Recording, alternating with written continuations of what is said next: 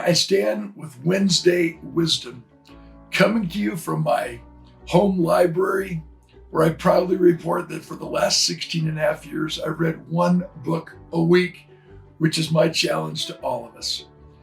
My book of the week is Uncommon Friends, written by Jim Newman, who was the personal assistant to Thomas Edison, obviously the world's most famous inventor. And what Jim Newman does in this book, Uncommon Friends, is he takes us to Fort Myers, Florida, where 5 of the most extraordinary, successful, significant men in our history all became neighbors, moving into homes in the same cul-de-sac. Thomas Edison, Henry Ford, who obviously automated the manufacturing of automobiles that brought the price down so that the common man and woman could afford it. Harvey Firestone, who was the tip of the spear of the technology advancements of rubber. Can you imagine the conversations that Henry Ford had with Harvey Firestone? Henry Ford, my gosh, we need to figure out a way to smooth out our ride in my automobile. And Harvey Firestone in that conversation says, yeah, let me go to work. And he was the one that advanced the rubber tire to the air-filled tire, which smoothed out our rides.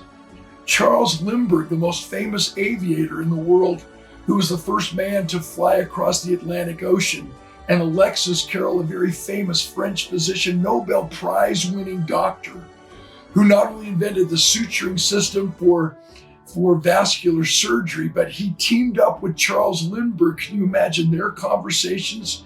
How together they invented the equipment required for organ transplantation. Yes, we've heard Jim Rohn say, we become the average of the 5 people we associate with the most. 5 extraordinary human beings, not only the most successful and significant, as I said, but Jim Newman chronicles their friendship, which is so critically important for me to just list one word of wisdom from one paragraph that we can immediately implement the second we turn off this video conversation. Jim Newman chronicles Edison's friends in Florida respected his need for privacy. He would go out to the end of his dock and sit and fish, but he'd fish without any bait on the line. Down there in Snook country, when a man was fishing, you didn't bother him. And of course, with no bait, the same thing went for the fish.